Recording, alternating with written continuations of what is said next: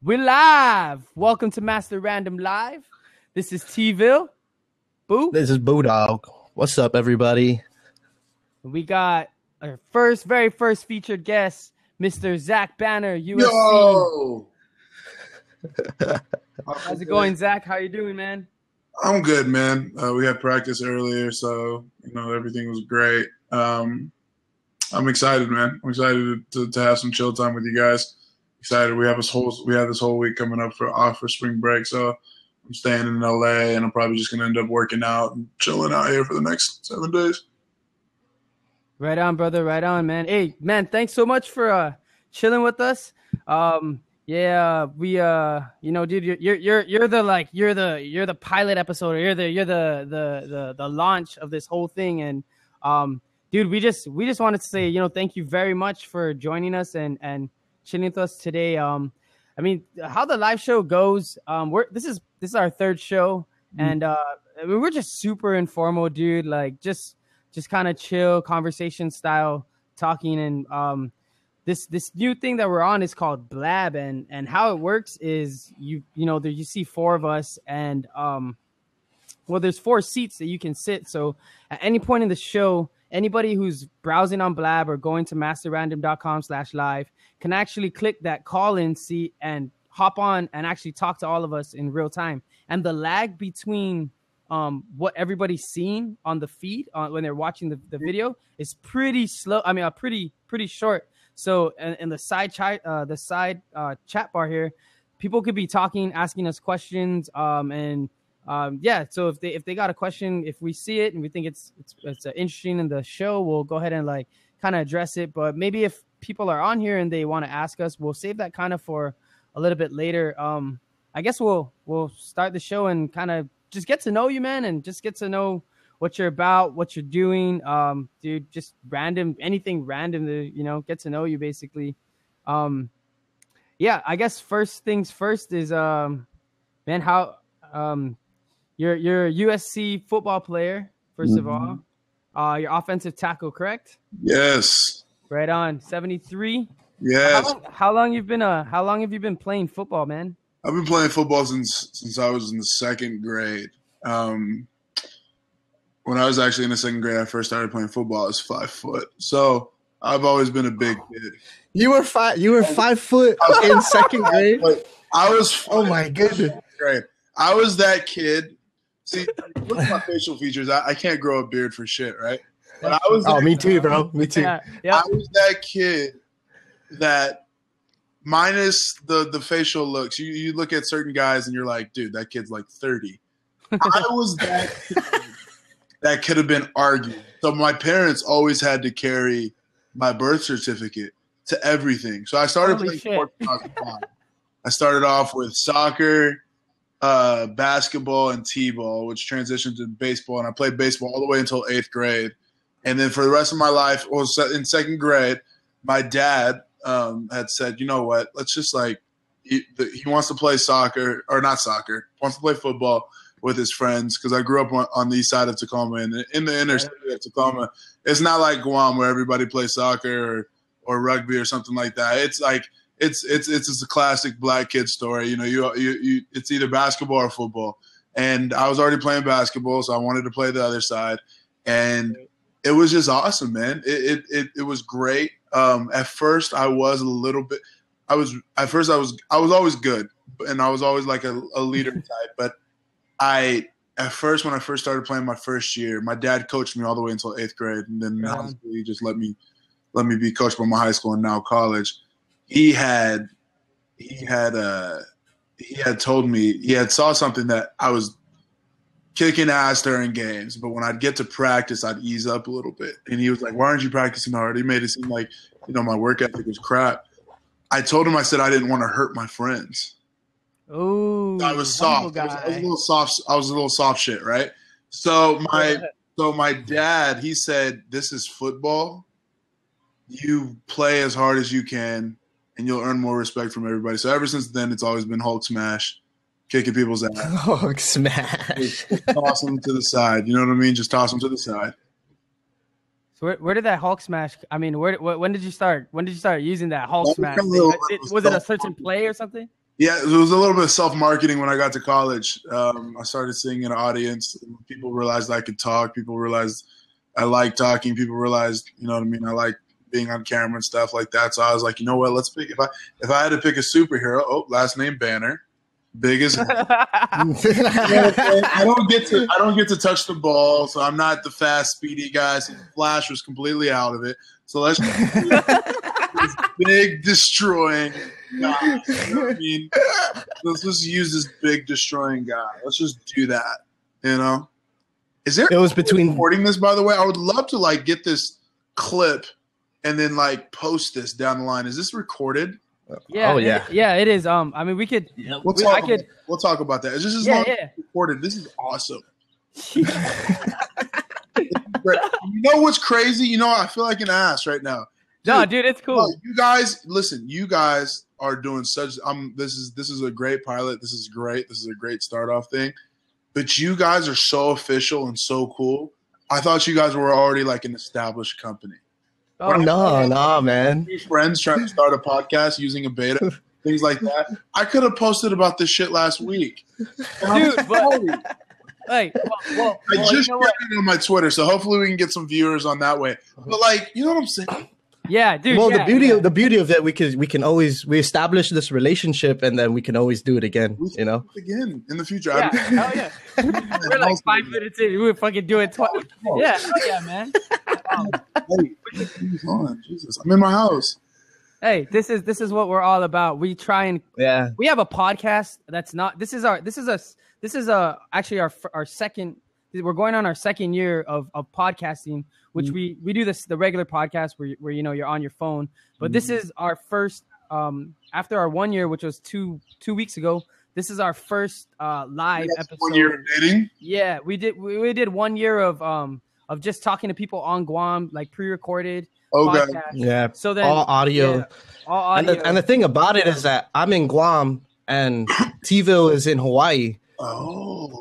And so we work together in that sense. Yeah, you're in Los Angeles. So so I was telling him, I was like, man, you know, I want you more on the show. I want you more involved and put your face out there. Right. And this was our solution, was to do like a hangout session, and it can connect with anybody who has ties to Guam, who has roots to Guam. You know, it's really cool. It's cool. Yeah. Red on Booyah, you wanna ask him something? Yeah, I'll segue right into that. Is bring us, you know, it's you rep Guam really hard, and to you can see the pride in your social media posts and stuff like that. You know, bridge the gap for us, and you know, help us understand why you have so much pride, and you know what ties you to the island, dude. So my mom is Chamorro, and her parents, my grandfather and my grandmother, they had split up when she was younger, and my grandmother moved back to Tacoma, and I gotta get the story right because it's a Guam story, bro. We understand. Everybody in Guam totally understands it. like trying to like think back. You're not trying to mess it up because you know damn well if you get the village wrong, you're gonna get back when you get home, something like that. So my grandfather, Ralph Sokola, he recently just passed away this last summer, and he was full-blooded Chamorro. And he was from Dedido. Dedido. Yep, and so that's where my family resided, my mom and them. My mom's one of 6. And sounds like a Chamorro family. Sounds like a Chamorro family. Yeah. And so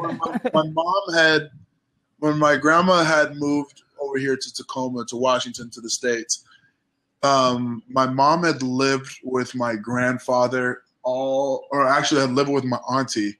My auntie's a little bit, I don't know how much older, but she had moved with my auntie on the island, and after my auntie had helped raise her, she moved back to Tacoma for high school, went to Mount Tahoma High School, which is in Tacoma. And she then went. She got accepted into University of Washington, and then she moved. She moved there and had me. And when my biological father and her had split up, we had moved back to Tacoma, just me and her. And so right then and there, I mean, we're talking about a strong, educated woman who was trying to make it through school and raise a kid. She was working 2 to 3 jobs.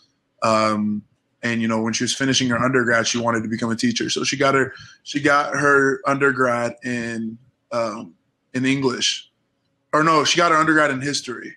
And she then went on to be a teacher assistant at Galt, which is right on the east side in my neighborhood that I grew up in. And so my whole life, and she then, about 2 years later, she had met my dad when I was about 3. And I call him my dad because he helped raise me. And, that's a whole nother story. But, Ron Banner's my dad. So he had adopted me when my biological father had given me up for adoption.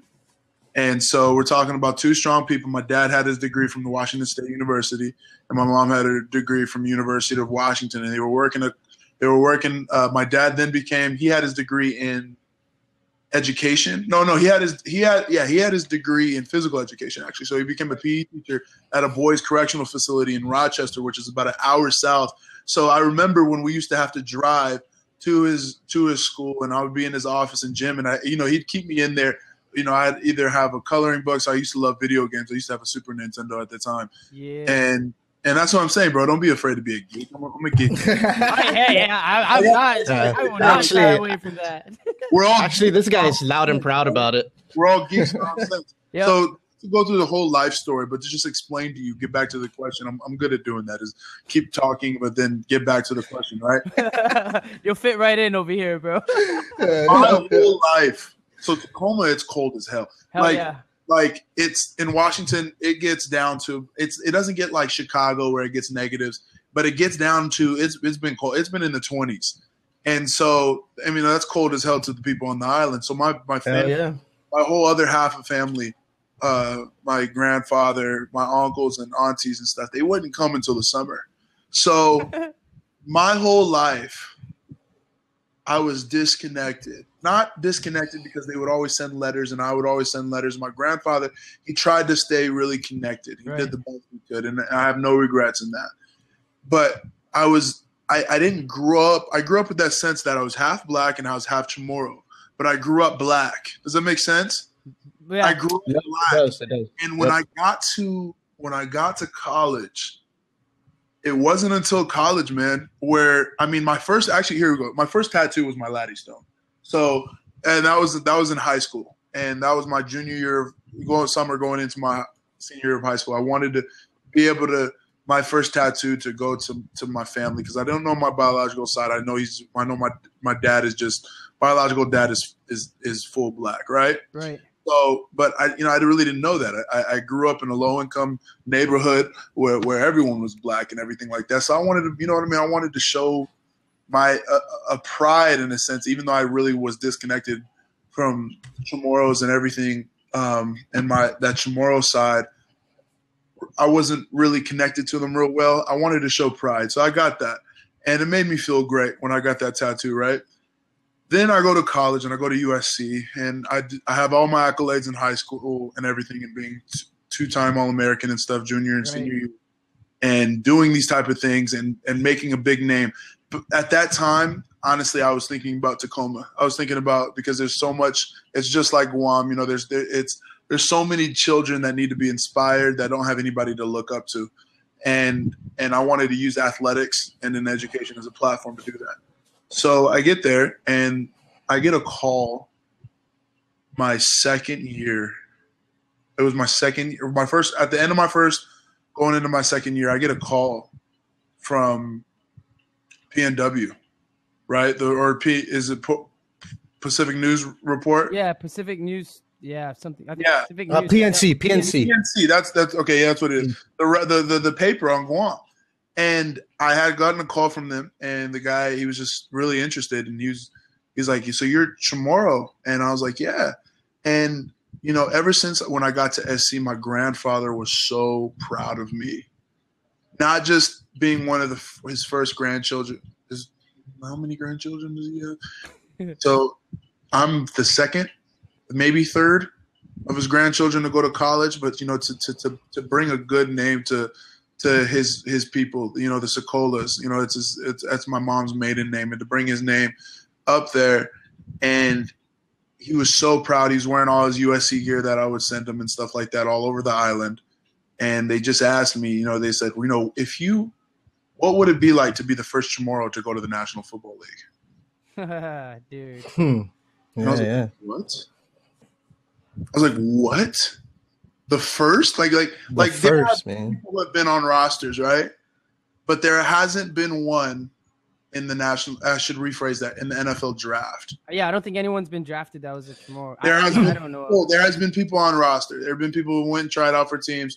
Do that. I don't want to take the credibility of that. I'm going to be the first person in the National Football League, but I will be the first person taken in the draft.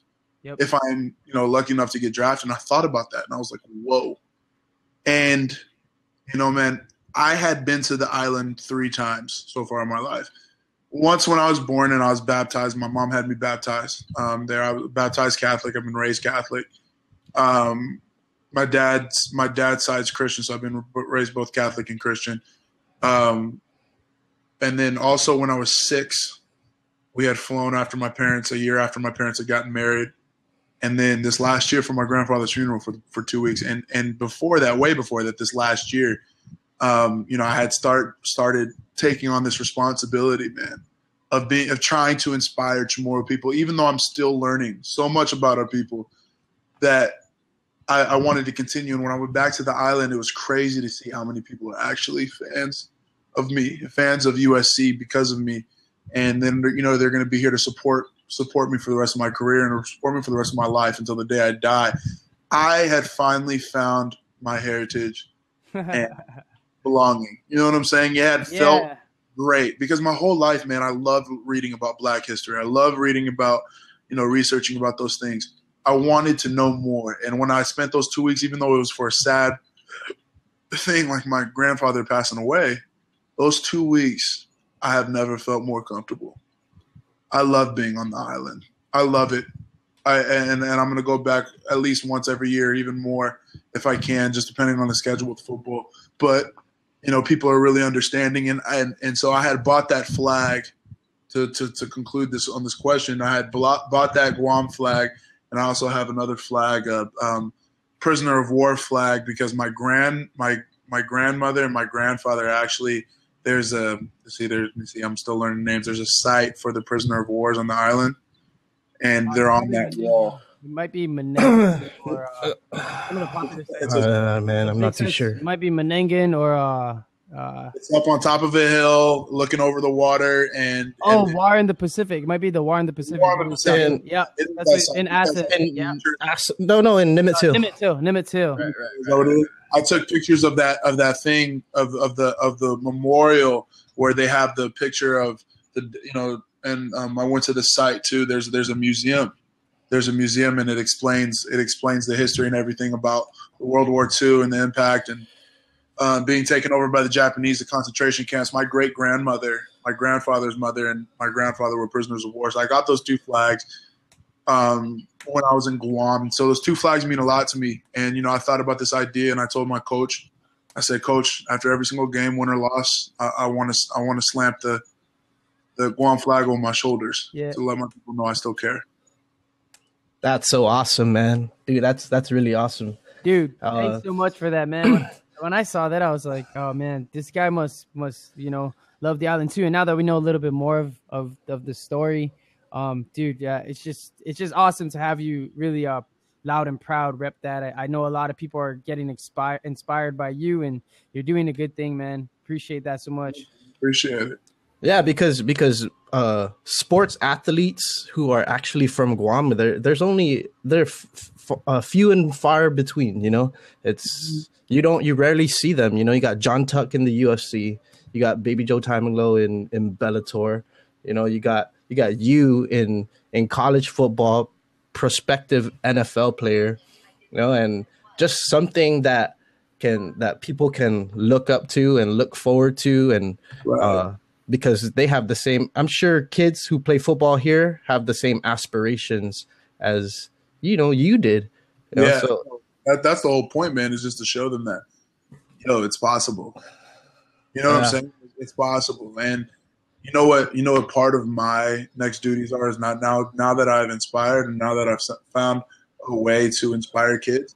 Now I need to transition into bringing them to inspire others too. So how does that happen? To continue what I'm doing, to continue staying on course, to continue focusing on what I need to for myself, but also to help give back and to help. And I plan on doing that in the future.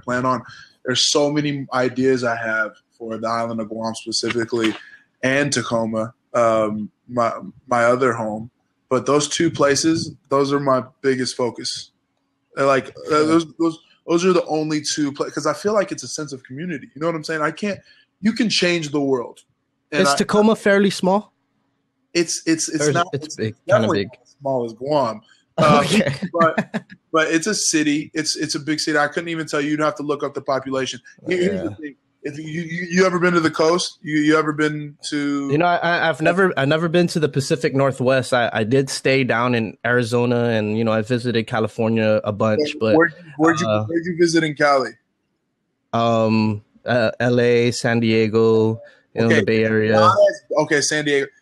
Honestly, I don't think its size. It's as big as San Diego. It's definitely not as big as L.A. L.A. is huge, but Seattle is the biggest city in the state of Washington. I think Spokane on Eastern Washington. We don't count Eastern Washington. There's a bunch of weirdos over there.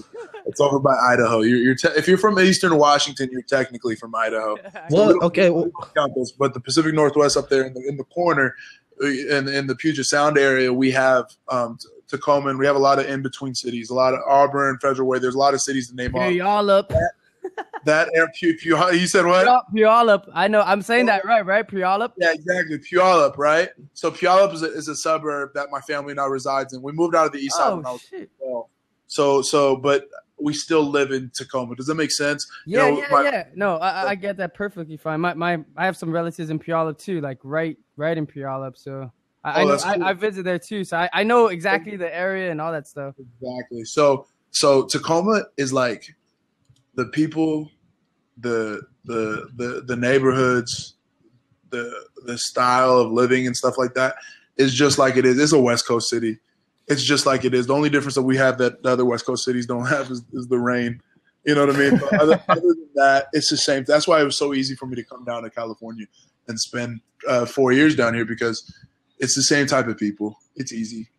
It's easy. Yeah, I'm looking at the population right now of Tacoma, and it's about 20,000 more than Guam. So right.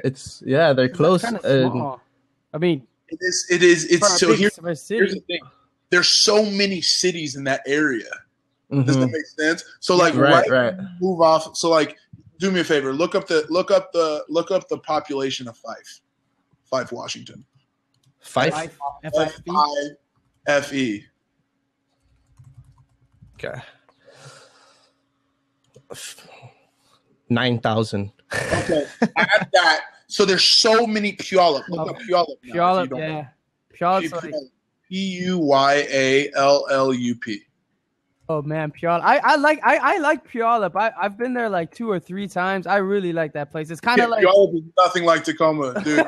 No, it's like outskirts of Tacoma. It's like outskirts. What do you know? Do you get the population? We're having this kid look up numbers like he's like a fast fact finder. 37,000. Yeah. So you're basically, when you're talking about the area, you're adding all that together. Oh, okay, I see. Basically the same. It's like when you went to LA, right? You've been to LA.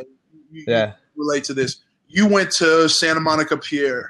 You went to Huntington Beach. Now, when you talk to people from Huntington Beach is in Orange County. I'm sorry. You went to Venice. You went to downtown LA. You went to Long Beach. You went to, you know what I mean? When you talk to kids from each area, they're going to say it's different. For example, I have friends in Puyallup. I say they try to be Tacoma kids all the time because they us Tacoma kids, we have a little bit of a beef with Seattle kids because Seattle kids are better than everybody else in the Pacific. Yeah, because the city boys. So there's, you know what I'm talking about, but it's all kind of in the same area, the relative, you know what I mean? It's all close. So that whole, you would honestly have to say the Puget Sound, Pierce County, the county. There's 2 different counties. There's King County and there's Pierce County. Yep. They both create the Puget Sound, that little ridge up there. That whole ridge, bro, it's all the same stuff. You could work in Seattle, live in Tacoma. You could work in Tacoma, live in Seattle. Yeah, they say the traffic's bad there, but honestly, compared to Hawaii, man, that traffic's not that bad. Hawaii and LA are the 2. It's crazy. Do you come out to Hawaii sometimes? It's ridiculous. I've been out to Hawaii 3 times. Yeah, it's crazy here. Both in between Guam, but also another one when I was there for a game. It's ridiculous. Hawaii's, the traffic's ridiculous. LA also is nowhere compared to that.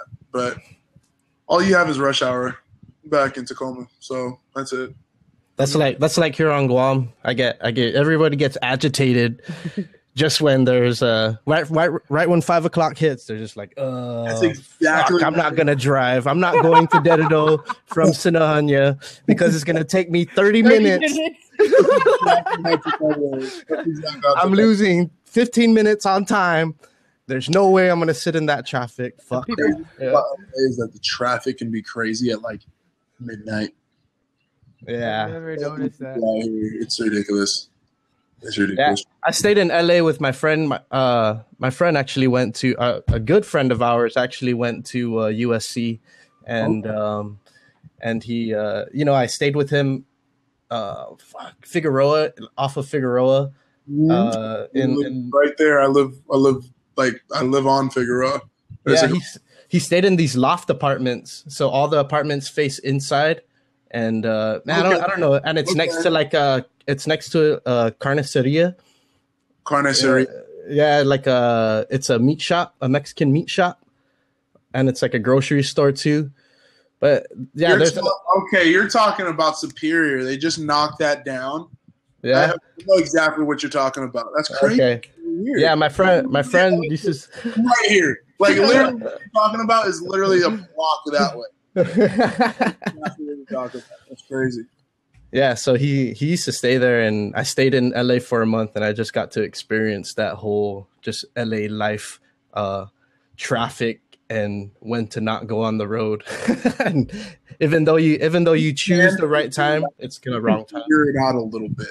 You can get it. You can get a gist of when traffic is going to start getting crazy. But like I said, it can be midnight, man. All of a sudden, you're a 15-minute trip. At the same distance that would take you 10 minutes back home, probably more than likely take you 20. Yeah. All right, guys, I'm gonna try and divert the conversation a little bit. Zach, one of the things that because I've been out here in Hawaii, been here for like 10 years. Boo's been out in Arizona for college about 4 years, which was maybe 5 years ago. So right when we graduated from high school, I'm 28. I'm 28. Boo, we're the same age. So the thing that gets me kind of missing home a lot, besides the people, is the food, man. Yeah, so I wanna talk about a little bit about the food and if you guys can't see Zach, he's making this oh my god face like I'm hungry. I shouldn't have said that. I shouldn't have mentioned that. So okay, so first, what's your exposure to the food? Like, does your mom cook it for you when you're at home? Like, do you get food out there? 350 pounds. Do you think I've been exposed to Chamorro food? Well, here's the thing. Yes, finadini is to make, right? I've had finadini my whole life. One of my mom's favorite dishes, and it's real basic. All it is like chicken thighs, chicken legs. Soak it in finadini sauce and bake it. You know what I'm saying? Or short ribs, right? Yeah, it's called stafao, estafao, or stafao. There you go. Boom. Yep. Look, I just learned something. Stafao. Yep, stafao. Yep. The bombest thing, when my auntie and everybody, and my grandpa and them came and visit Tacoma from the island. Oh, it was on. Red rice, Kelaguen, chicken Kelaguen, beef Kelaguen, fish Kelaguen. All the Kelaguen you could think of, red rice, the little sweet the sweet tortillas. What are those called? Like it's literally just think of a flour or corn tortilla with sugar in it. Tatitas, Yeah, right. so empanadas, you know what I mean? Those things, all that food, it was, and that's why it was so good to go back to the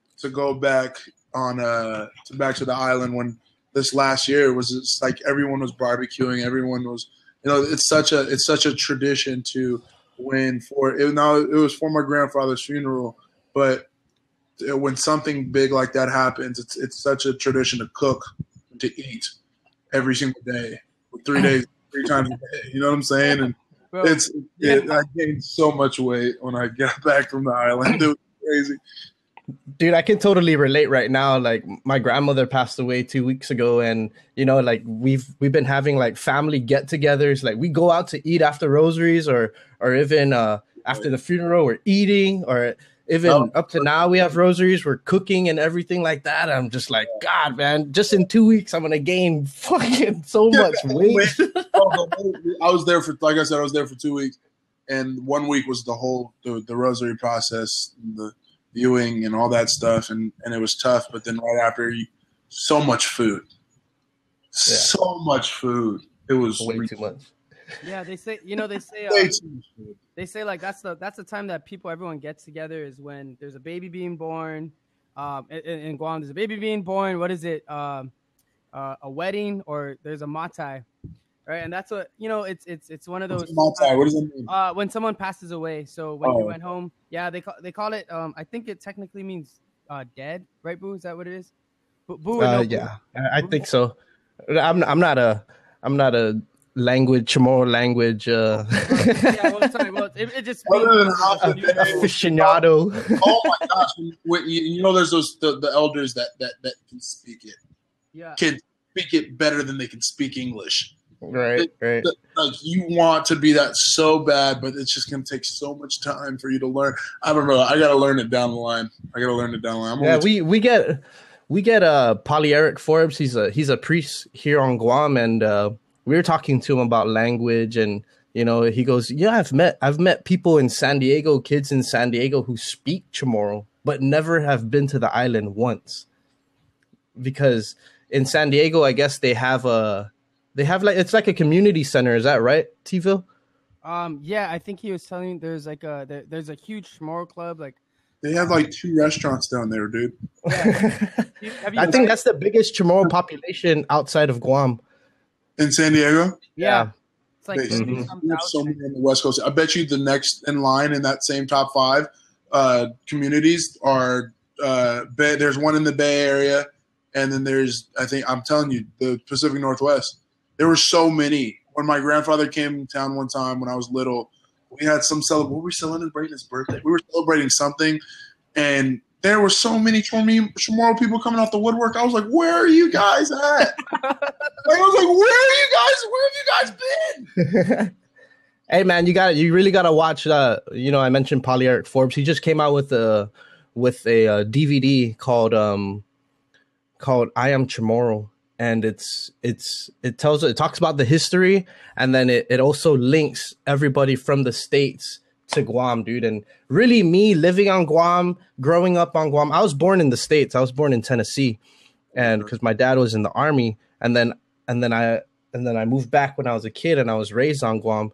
Just seeing all of that, dude, I felt like I need to get back in. I'm here, and I feel like I need to get back in touch with my culture. Isn't that's the strength of the message that this DVD kind of just portrays or sends out. Yeah, I plan on being back a lot, man. Being a broke college student, the ticket is expensive. Right. Yeah, $2,000. Yeah, that's what I'm saying. And being a college football player, there we don't get a lot of time. So in the National Football League, there's a lot more time. So hopefully, if I'm blessed enough to get there, I'll have some time to do that. By the way, I want to let you guys and the viewers know, if there's anybody here, this is not a unibrow.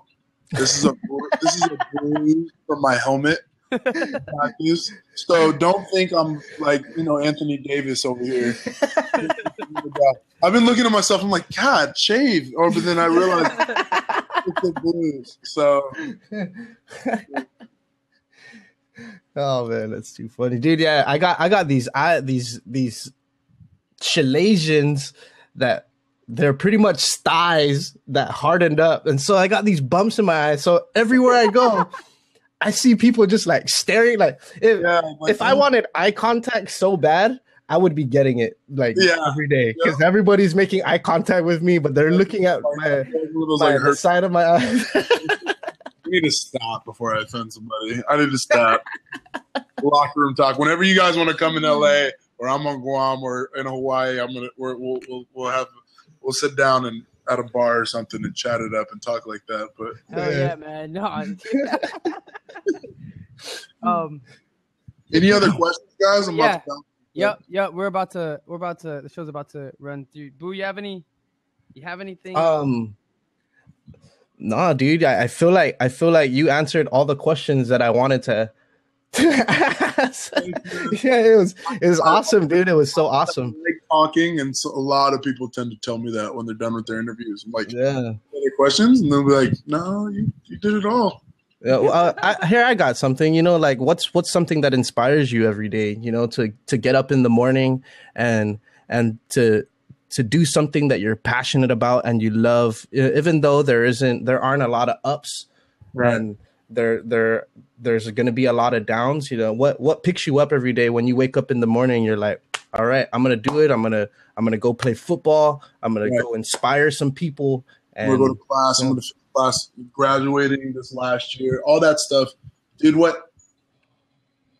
To be honest with you, and it sounds like every typical story, but it really was me, my mom, my dad, my little brother, and my little sister was born when we. The reason why we moved to Puyallup is because my parents basically, quote unquote, got money. My mom got a job, her teaching job, and my dad got an assistant principal job, which later, now my mom's a high school principal, and my dad is an assistant superintendent. He used to be a middle school principal for like 8 years, 10 years, something like that. When they got those jobs, immediately they moved us out of the east side, moved us out of the hood, quote unquote. Before that was when I was 12. I remember everything vividly growing up. And because, like I said, when we moved out there, we didn't completely separate ourselves. I grew up playing all the way through 8th grade, my sports and stuff on the east side. And then there felt a little bit of a disconnect because I went to high school in another suburban area called Lakewood over there. I went to Lakes, and great experience, everything. It helped me get me here, because if I was going to go to the high school at the time, Lincoln, or that's on the east side, or some other high school in Tacoma, I wouldn't have had the same opportunities. So, and that was my parents' decision, and which I'm happy they made. But to answer your question, bro, being broke, and that's why it's crazy because I grew up not knowing that it was Chamorro stuff that we were eating, corn beef hash. Everybody just ate that stuff, huh?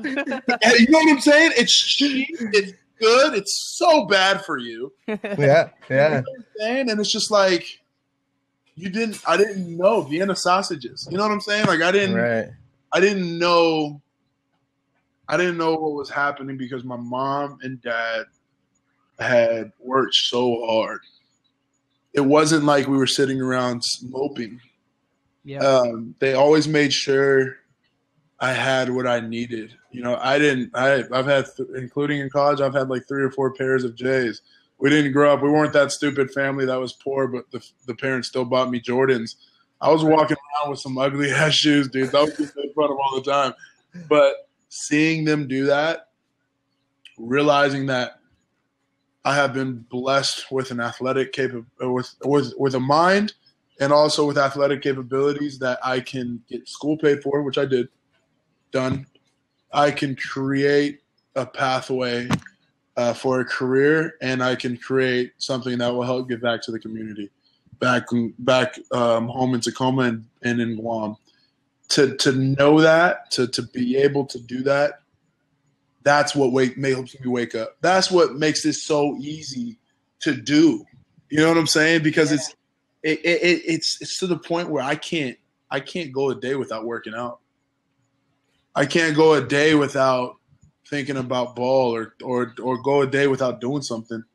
It's already engraved into your mindset. And that's what you have DNA. to do to be successful, man. And that's what I want to be able to relay to kids and relay to people is that just find what you love to do, find what you're passionate about. And it all sounds typical. I sound like the typical. No, it's true, man. It's true. It really is. And but the thing, it's hard, bro. It is hard. I have this past my whole life. There's always been some kind of tribulation, or trial. But this past 4 years being away from home, being away from Tacoma, losing 3 of my grandparents. My mom's mom, my mom's dad. My mom's mom is the only one alive. The other 3, my dad's parents and my mom. My mom's dad has passed away. Losing all 3 of them since I've been here. It's been hard. I think that's probably been the hardest thing.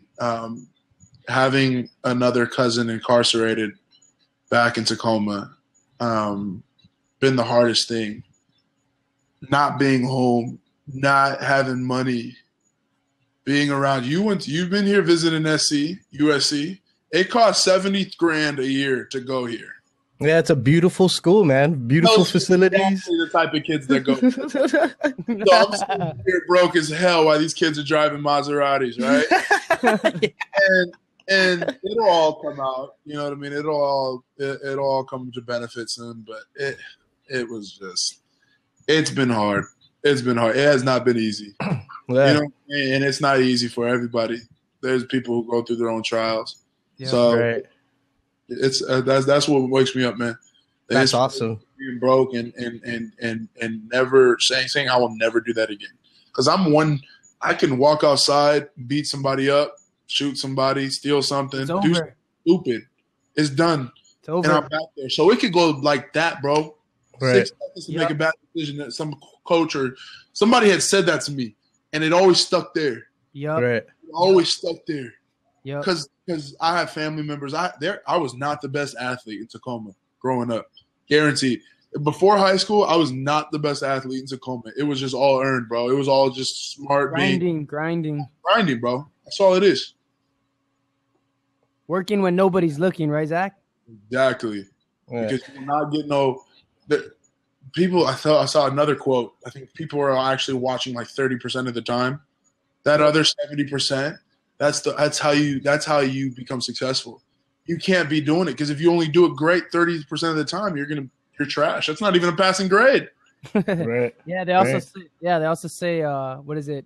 Hard work beats talent when talent refuses to work hard, right? Yes. Yeah. You know how many times I was told this is going to come to an end for you, Zach? You're really not going to make. There's physical things wrong with me. There was technical things wrong with me. The only thing that I have always had was the ability to make the right decisions. Wasn't always the smartest dude in the room. I hate science. I suck at math. You know what I mean? But I've always found ways to, if I sucked at something, fix it. You know what I'm saying? If I suck at this, get it done. Just get it done. You have to get and people don't understand. You have to play the game too. You know what I'm saying? People are like, "Yo, this teacher's so mean to me. This teacher is an ass. This teacher doesn't want us to, to succeed. This teacher, you know what I mean?" I was like, "Yo, the teacher holds your grade. So what do you have to do? You have to play the game." Yep, play the teacher too. No, I mean, like if he's a hard teacher, I've had teachers. He's super hard, right?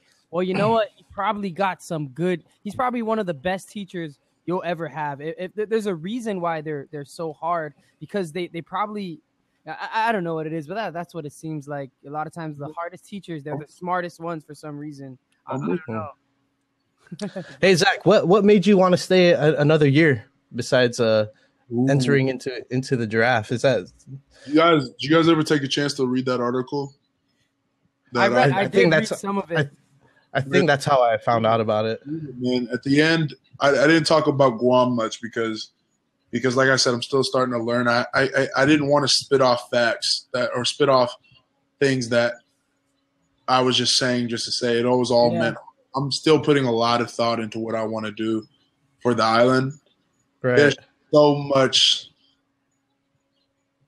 The East Side, man, there's been 2 people specifically, 2 athletes. They're way older than me, way older than us. They're in their 40s. They came from the East Side, and growing up, I never saw them. They never came back. Our rec center, Boys and Girls Club, got shut down. Gang violence when I was younger, right, in like 2004, was at its peak. I didn't have anybody to look up to, man. I didn't. If I didn't have the parents that I have, I wouldn't be here. Because I would have been I would have gangbanged. I would have sold drugs. I would have tried to make a quick dollar. I wouldn't have had stayed in school. I wouldn't have had dealt with it being hard. You know what I'm saying? I wouldn't have dealt with this type of stuff. I really would have done that stuff. And those guys never were there. In high school, I had 373 community service hours, just coaching and helping the kids on the East Side. And I was speaking around to other schools too. I was going around speaking to schools. I mean, there was 2 times where I spoke at 2 high schools. And that was weird because I was still in high school. Like that was really weird. And just doing that and realizing, I'm better than these guys and I'm not even 18 yet. I said, I'm going to go do this. That's why I went to SC, man. If I really wanted to have done with the whole stardom and I wanted to be famous and I wanted to be that, in high school, I had I was such on a big platform back home in Tacoma that if I would have stayed home, it would have been 4 years of Zach, Zach. Too much, too easy. Too easy. So I came down here because SC is SC. There's Trump fans all over the world. This degree is so powerful, and playing football here is so powerful. I said, if I could be the best here, I will be one of the best ever. If I could be the best here, I would be one of the best ever. And then I'll carry that on to the National Football League, and it'll give me an opportunity. Now, then I'll take that spotlight and go help Tacoma, and then go help Guam. Network with people down here that have money, that have networks themselves and relationships with other people and alliances with other people, and bring that back to be able to help the community, to be able to help inspire. Does it make sense? So back this year, to answer your question, because I had my degree. I got it in 3 years. The reason why I came back is because I realized that it will help increase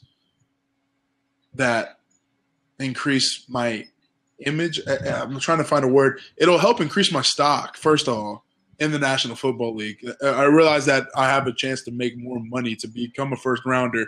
First off, the money drop off is a huge difference between, if we're just talking business, the money drop off from the first and second round is a few.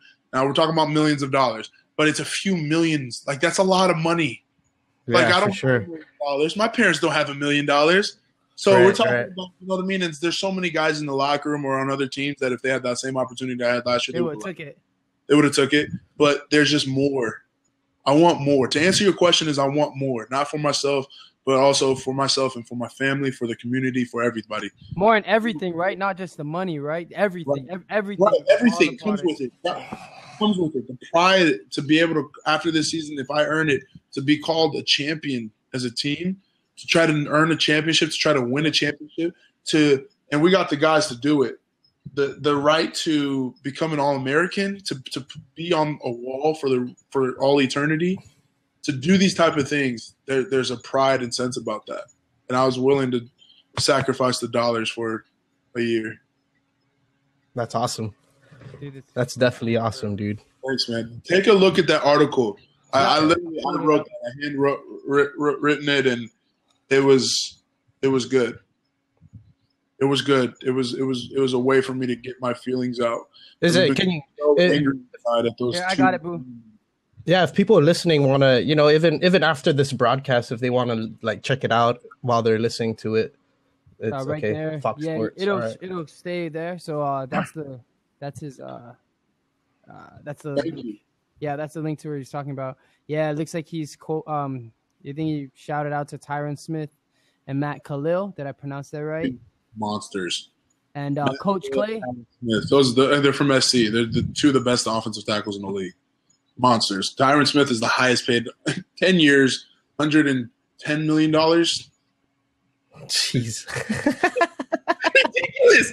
Dude, crazy. That's contract something crazy too. It's like 6 for like 70 mil or something. Yeah, if and when you do get into that that draft, man, I'm gonna pick you on my Madden fantasy football team. My tackle. Even my ESPN. To help you understand, and I've always been mad about it.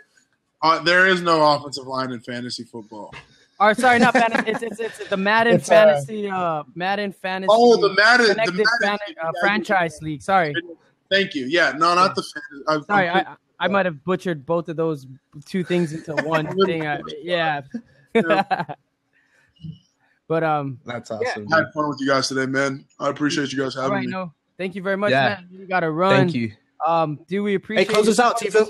Yep. All right, guys. I just want to thank Zach. Thanks so much for joining us.